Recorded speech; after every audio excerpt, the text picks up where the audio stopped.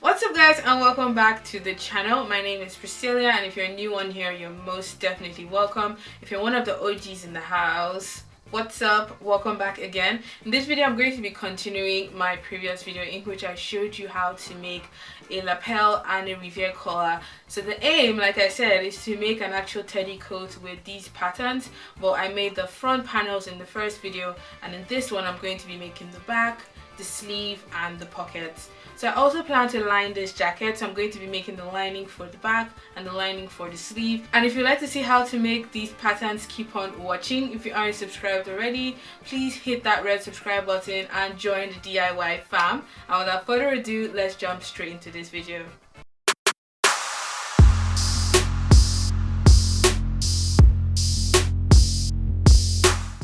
We need the following tools to make this tutorial a success. I have gotten myself my rulers, which is a triangle, and the pattern master, the one with the curve. I also got my back bodice and my basic sleeve blocks. If you haven't seen the tutorials for these, I have a separate video, and for this particular project I have already done the front panel, which covers the lapel and the collar, so that is a video before this one. Please go check it out if you haven't seen it yet. So once I have all my materials and tools ready, I'm going to go ahead and trace out my back bodice, because in this video we're focusing on the back, the sleeve and the pockets. So I'm going to go ahead and trace around the neckline, around the shoulders and around the arm curve, as well as transfer my notches, which is my bust, waist and my hip. We're going to ignore the dots because the silhouette of this outerwear is quite boxy, as you can see from the front, which I've already done. So I'm just going ahead and just marking out the necessary lines, as well as compare the shoulder. So for the shoulder panel for the front, we took a little bit from it, and you want the shoulder of the front to match the shoulder of the back. So I'm just going in here to ensure that the measurements are the same. So I'm going to go in and drawing my lines, so my shoulder line, my neckline, my arm curve, which is wider than the basic block, because remember we changed the front, so that has to reflect on the back as well. So I'm going to go in and draw my side seam, which is literally a straight line. I'm going to go in and draw my hem as well as my waistline.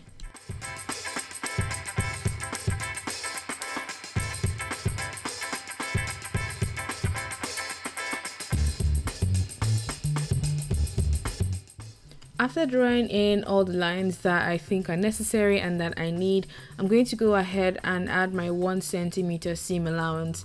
So you don't need to add this allowance outside of the lines that we just drew. You should add it inside, because remember we traced around the front bodice, or the front panel, sorry, which already has the seam allowance there. So you don't want to add an additional 1 cm. You just draw that 1 cm line inside.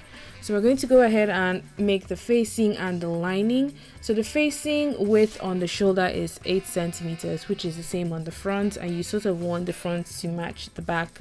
As for the center back, you can make it as wide as you want. I decided to work with 6 centimeters, and I'm just connecting them together. So with the back, because you cut the back on a fold, when you place this pattern in your material, you're going to cut one piece of facing that would go around the back neckline.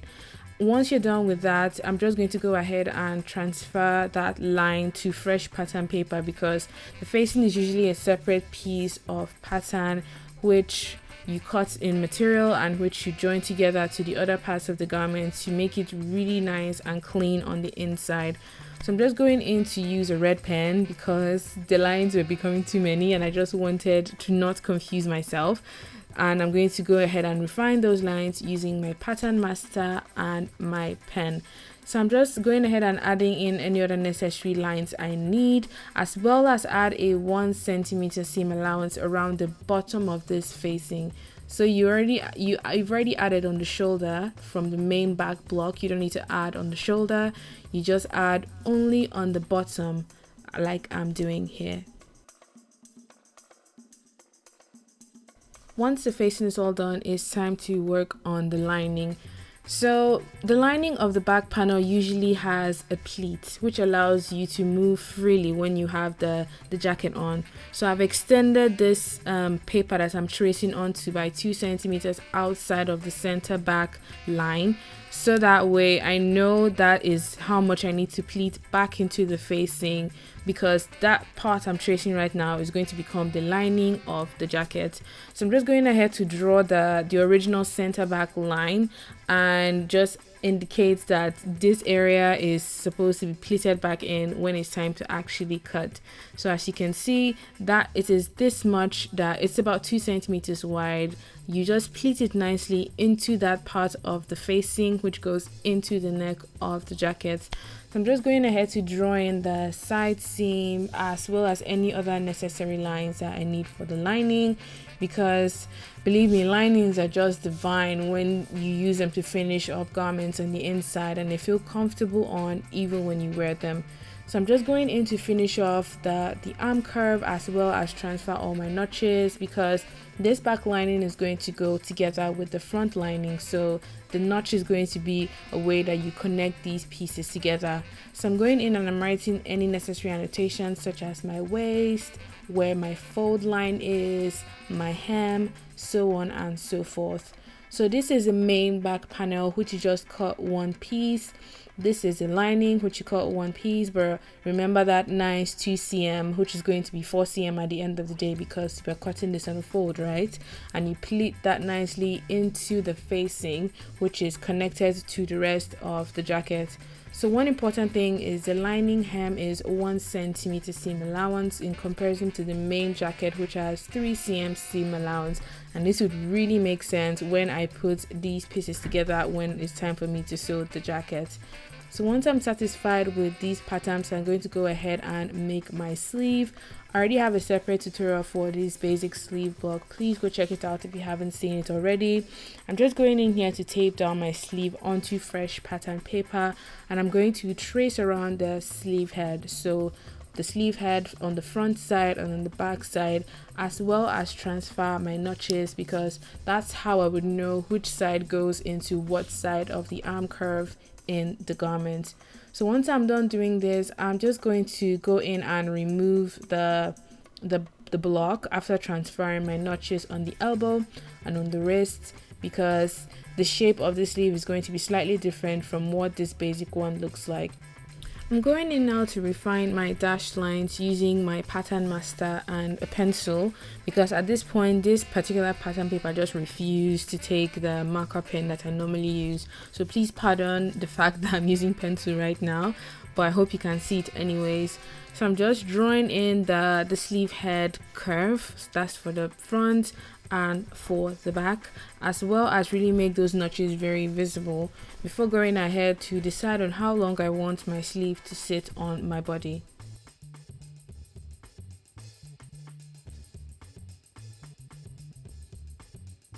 Because this is outerwear, I decided to go for a really long sleeve, so I decided to work with 25 inches, which is relatively long for my arm length, but at this point I really don't care. I just want to be warm. So I'm just going in to draw in my hemline all the way from one end to the other before adding my hem allowance. So I added my hem allowance when I marked the length already, so I just added 3 inches up of that line before drawing in my side seams, so the one on the left as well as the one on the right. So one thing I really ensured that I did here was to make sure that these lines actually were the same measurement. So I took my tape measure and I measured that side and the other side just to be sure that they would actually match when you cut this out and you sew them together. So once I was done doing this, I just wrote down my annotations, what side is the hem, I drew in my grain line, and then I wrote how many pieces of this particular pattern I would need. So if anyone else wants to work with this pattern in the future, maybe in a class, or someone wants to borrow it from me, they would know how many pieces that they need to cut without having to think too much, because it's written clearly on the pattern paper. So once this is done, I'm going to go ahead and cut out my sleeve, making sure I cut on the lower line of this hem, not on the top, because that way you just lose your hem allowance. So something else I did to the sleeve was I made it a bit more shallow, because I noticed for this sleeve panel it was too sort of rounded on the top, and which gave up a lot of room if I wanted to sit nice and flat on the top of a dress along the shoulder. So I just made it a bit more shallow by about 2 centimeters, and I cut off that excess bit because I just want the shoulder to be nice and straight when I sew the jacket. The pocket bag is the last pattern that we need to make for this project, and I'm just going in to mark 8 inches down from the side seam, and that's where the pocket is going to start. So once I've marked that, first I'm going to go in and mark how wide I want my pocket to be. I decided on about 5.5 inches. I don't know if I changed my mind, but I think that's what I worked with. And the next thing you need to do is to draw in your pocket bag shape.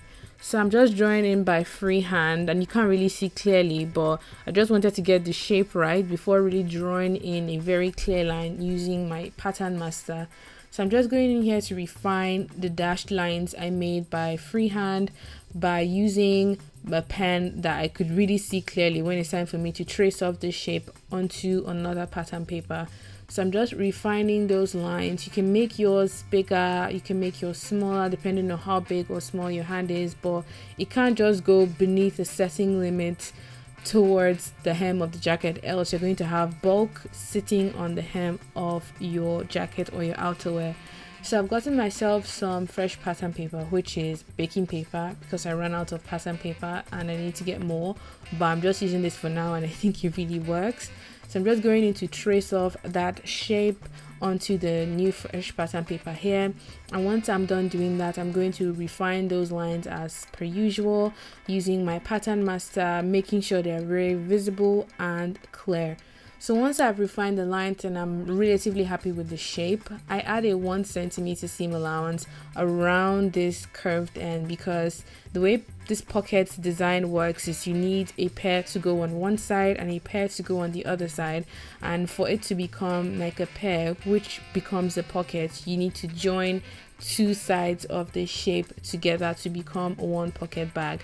So once I'm done adding the 1 centimeter seam allowance, I write down how many I need. I'm going to need 2 pairs for the left and the right hand side of the jacket, and just add a notch so it will be easy for me to sew them together when it's time for me to join the pieces of the pocket bag. So I'm just going ahead to cut out this pattern right here before cutting out the rest of the other patterns that I've made in this video. So once I'm happy with my pocket, once I'm happy with the rest of my patterns, the video is done. The tutorial is finished. I hope you guys enjoyed watching, because I literally did this project over a week. That's how tedious it was. I just wanted it to come out really beautiful and really nice. I didn't want to rush myself, so I really took my time in making it for you guys. So I've done the front in my previous video. In this video I just focused on the back, on the sleeve, and on the pockets. As for the sleeve, you're going to use the same pattern to cut the lining. You just cut the lining 2 centimeters shorter than the actual pattern here. So if the pattern has a 3 centimeter seam allowance, you just fold it in by 2 cm and cut the lining for the sleeve. The other ones I made sure I drafted the facing for the back, the lining for the back, so I don't have to think about it too much. And so the same principle goes for the lining. The lining is usually shorter than the actual garment, so when you fold the actual garment in, you can sew it into the lining without having too much excess dropping inside of the garment.